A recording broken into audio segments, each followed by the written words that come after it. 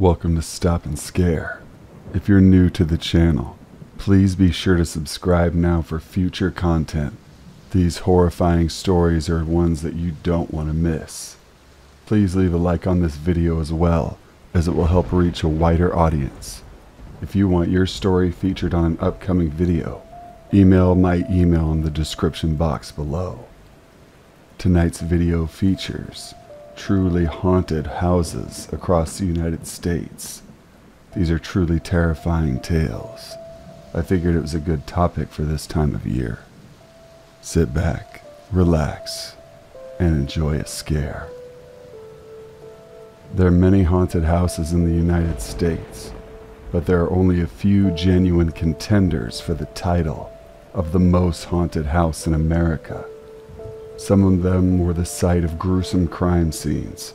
Others seem to draw spirits for different reasons. Paranormal investigators say that homes hold on to that accumulated energy of everyone who has previously lived there, or that tragedy and sadness can cause a spirit to linger, hoping to correct the pains of the past before they move on. Some ghost hunters even say that a house can be haunted by a spirit that is happy to live among their former home's new inhabitants, like the case of the Pittock Mansion's friendly ghosts. Other ghosts, however, not so much. They don't pull any punches when it comes to making it known that they'd prefer to have the place all to themselves. But one way or another, the ghosts in these houses make themselves known. Real haunted house, The Conjuring House. In the 2013 film The Conjuring, a character declares, "There's something horrible happening in this house." Though the film is fiction, it's based on a real story and a real American haunted house in Rhode Island. The house is a 14-room farmhouse in Harrisville, belonged to the same family for 8 generations. They suffered numerous strange tragedies during that time, including the deaths of children by suicides, drownings, and murder. But the most famous murder on the property was committed by a woman named Bathsheba Sherman. Local lore claimed that Sherman was a witch and killed a baby by sticking a sewing needle into its brain. After her death, she and the other spirits were thought to have stuck around the house. As depicted in The Conjuring, the Perron family moved into the house in 1971 and immediately began experiencing strange things. Carol Perron, the matriarch, first noticed objects missing and piles of dirt that appeared on the floor after she'd cleaned. Things only escalated from there. The family's bed shook every morning at 5:15 a.m. They smelled rotting flesh, and unexplainable noises kept everyone on edge. Once Carol Perron felt a sharp pain in her leg and discovered a puncture wound, just like a needle would make. As in The Conjuring, the family eventually enlists the help of Ed and Lorraine Warren, a demonologist and a clairvoyant. The real-life Warrens confirmed that there were spirits in that house, but they said they failed to entirely exorcise them. "We have a respect for the spirits. We lived with them. It was their house first," said Andrea Perron, one of the family's daughters. She claims that almost everything in the movie really happened, and in fact, the movie didn't even really tell the whole story. Although the Perron family left the house in 1980, another family soon moved into the Conjuring home. They, too, have had a few brushes with the supernatural, admitting, "We've had a few moments in here that have made us jump a bit." The Winchester House, a real haunted house. Normally, haunted houses are regular homes that become haunted. But the Winchester Mystery House in San Jose, California, is an American haunted house built specifically as a haven from and for spirits. The idea for the house came from a New England woman named Sarah Winchester. a wealthy widow. She'd once been married to William Winchester, whose family produced Winchester rifles. When William died a premature death from tuberculosis in 1881, Sarah sought the help of a spiritual medium. The medium told her the family was cursed, haunted by the spirits of people killed by the company's guns. The only way to appease these ghosts and to avoid becoming their next victim, the medium said, was to build a great house for them out west, and as long as construction never stopped, she would be safe. So, Sarah got to work. For her, money was no object. She'd inherited hundreds of millions of dollars from her husband, and thousands more poured in every day from Winchester's arms. Indeed, she couldn't spend it fast enough, but not for a lack of trying. Sarah Winchester threw money at the house she wanted to build. As a result, the Winchester house began to grow and grow. However, her house didn't make much objective sense. Without a concrete plan, construction advanced haphazardly. This way, then that. A staircase here, a door to nowhere there. And as the house grew, so did its legend. A February 1895 article in the San Francisco Chronicle claimed that Sarah kept building the house to avoid death. Others say the confusing layout was meant to confound the spirits that haunted her. The sound of the hammers never hushed, the article said. The reason for it is Mrs. Winchester's belief that when the house is entirely finished, she will die. Sarah Winchester did die in 1922, after working on the house for 38 years. Today, it's a maze of abruptly ending hallways, floors with windows, and staircases that ascend into the ceiling. Many claim the place to be extremely haunted. Guests and employees of the Winchester Mystery House, now a popular tourist attraction, claim to have seen strange shadows, felt a mysterious tug, and heard unexplainable footsteps. The Amityville Horror Haunted House. Like the house from The Conjuring, the house from the film The Amityville Horror is based on a real place, and this one has an even more violent backstory.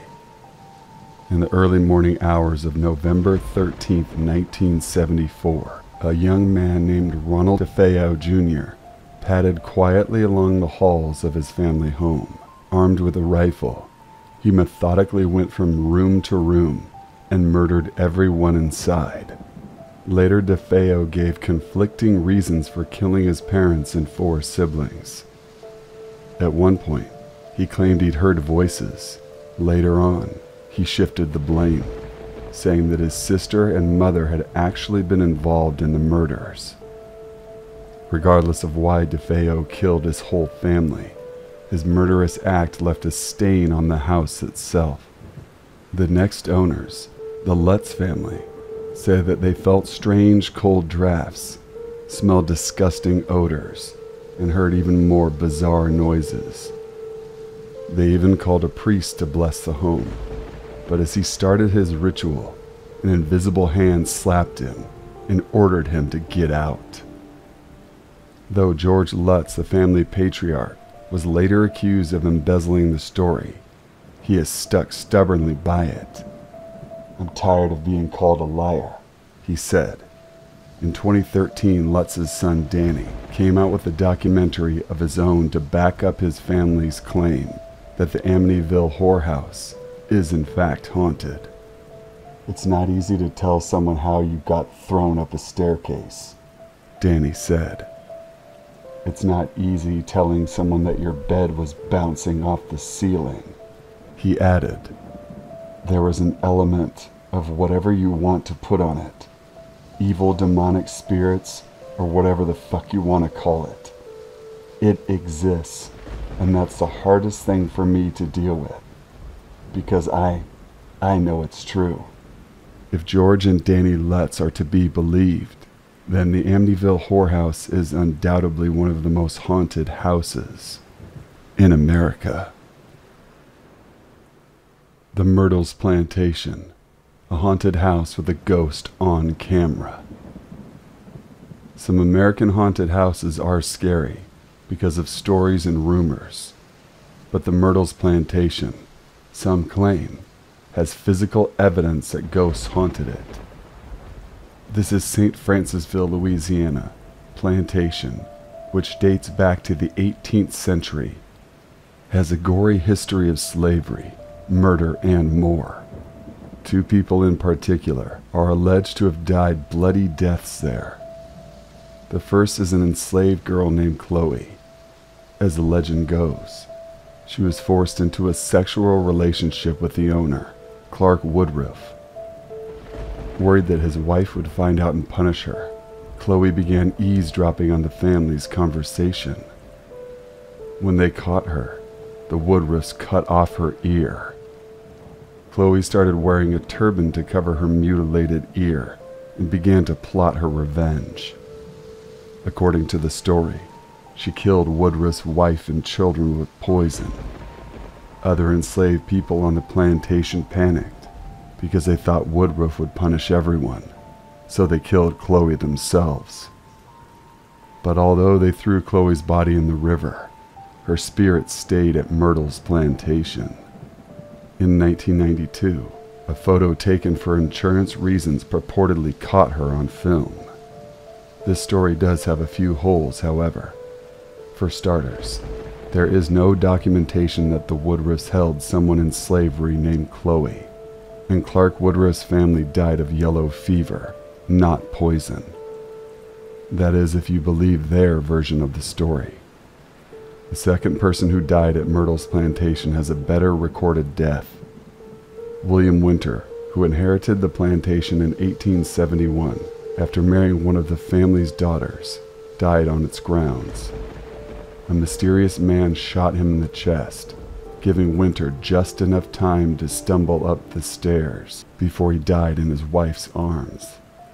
Today, some claim to have seen William run indoors, only to collapse on the 17th step of the home, where he died in real life. Pittock Mansion, haunted by nice ghosts. Most haunted houses in the United States bear the spiritual scar of past horrors, but the Pittock Mansion in Portland, Oregon is a different story. The ghosts there are said to be fairly friendly. Pittock Mansion was first constructed in 1909 by Henry and Georgina Pittock. Already elderly, the wealthy Pittocks wanted a home for their retirement. Architect Edward T. Folk designed them a beauty, a 46-room French Renaissance mansion overlooking the city below. But by the time the Pittock Mansion was completed in 1914, the Pittocks didn't have much time left to enjoy it. Georgina died in 1918, and Henry died a year later. Today, the mansion is a historic site and open to the public. Visitors and workers alike have reported odd experiences that suggest the Pittocks stuck around in the afterlife. Most of these encounters happen in the upper stories of the house, where their bedrooms were located. There, many people claim to have smelled rose perfume, as if Georgina is passing through the room. Visitors have also heard footsteps throughout the house, and insists that portraits of Henry Pittock sometimes move.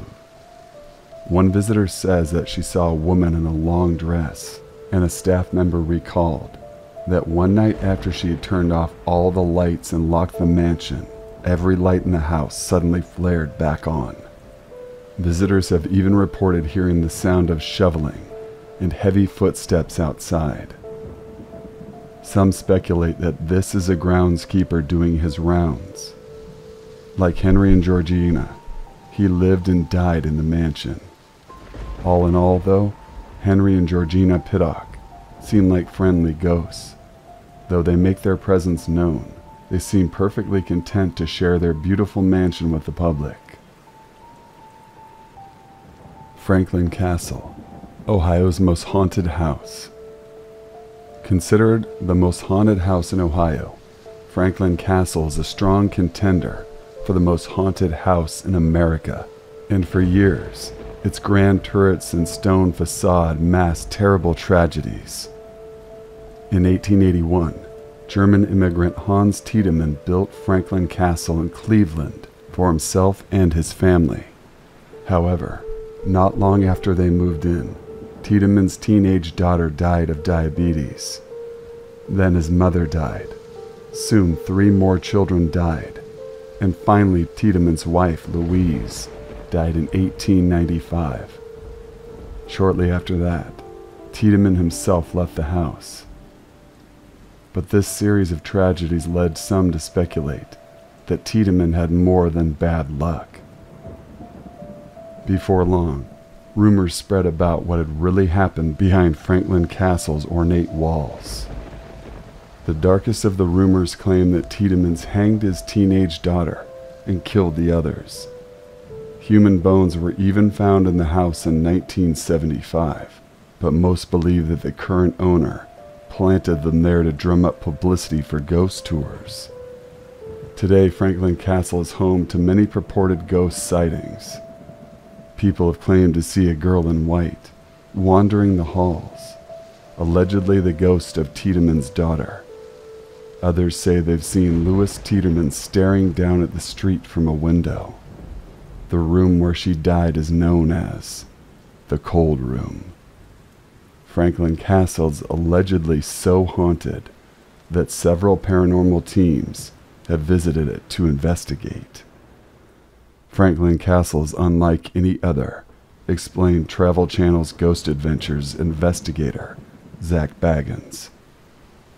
You come here, open the door, walk inside, and begin having experiences like that.